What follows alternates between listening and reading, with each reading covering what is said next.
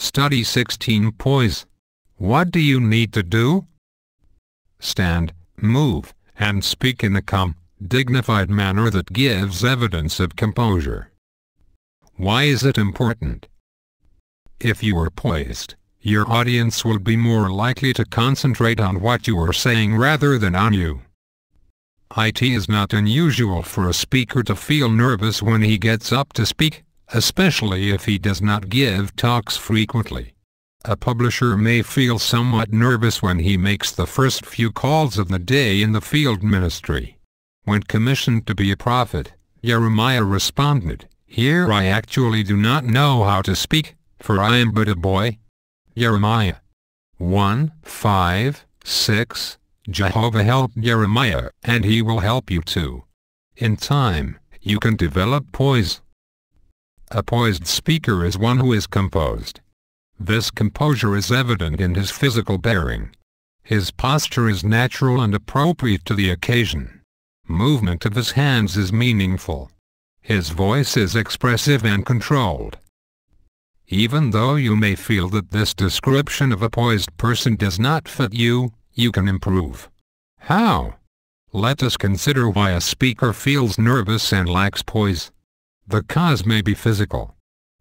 When you are faced with a challenge and want to do well but are not sure that you will, you feel anxiety.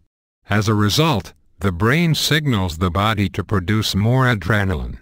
The resulting surge may cause a more rapid heartbeat, a change in breathing rate, increased perspiration, or even shakiness in the hands and knees as well as trembling of the voice. Your body is endeavoring to help you deal with your situation by increasing your energy level. The challenge is to channel the surge of energy into constructive thinking and enthusiastic delivery. How to reduce anxiety? Remember that it is normal to feel some anxiety. To maintain poise, however, you need to be able to reduce the level of anxiety and deal with your situation in a calm and dignified manner. How can you accomplish this? Prepare thoroughly. Invest time in the preparation of your talk. Make sure that you clearly understand your subject.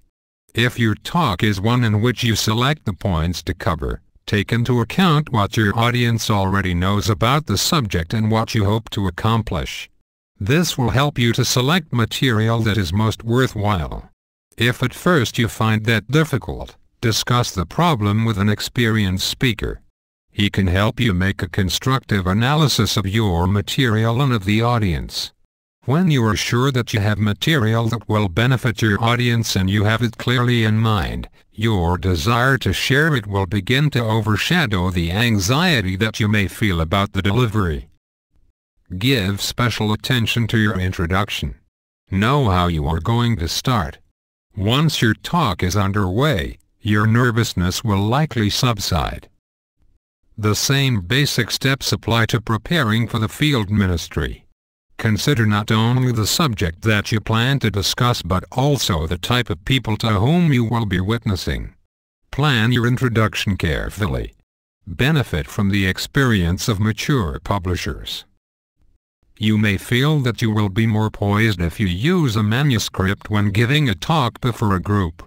Actually, this may result in increased anxiety every time you give a talk. It is true that some speakers use extensive notes, while others use few. But what will change the focus of your thinking and reduce the level of your anxiety is, not the words on the paper, but the conviction in your heart that what you have prepared for your audience is truly worthwhile. Practice your delivery aloud. Such practice will give you confidence that you can put your thoughts into words.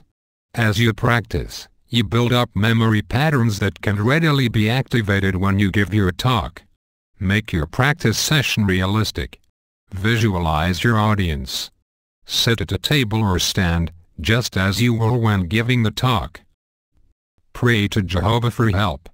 Will He answer such a prayer? This is the confidence that we have toward Him, that, no matter what it is that we ask according to His will, He hears us.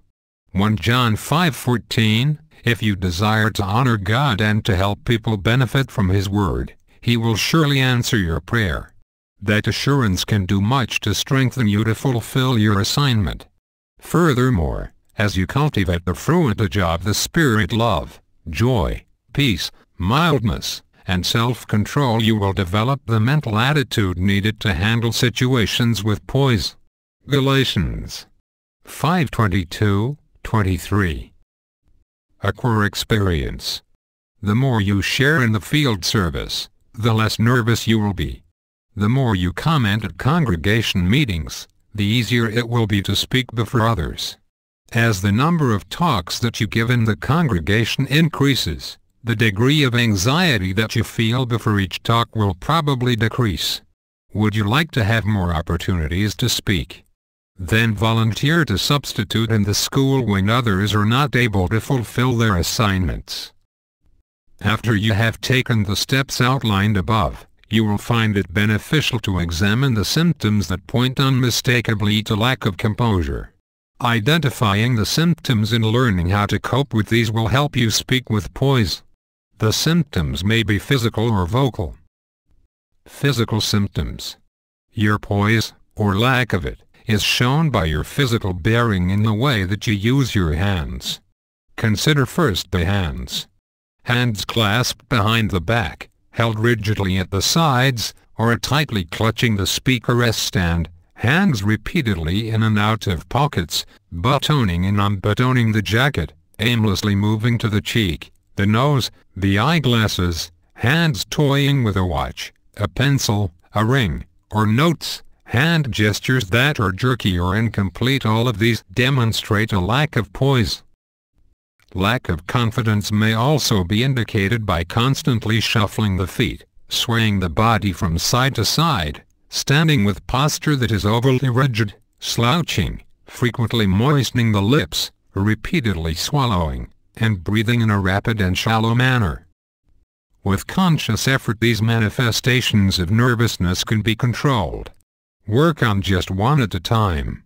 Identify the problem, and consider in advance what you need to do to prevent it. If you make that effort, you will give evidence of poise in your physical bearing. Vocal symptoms.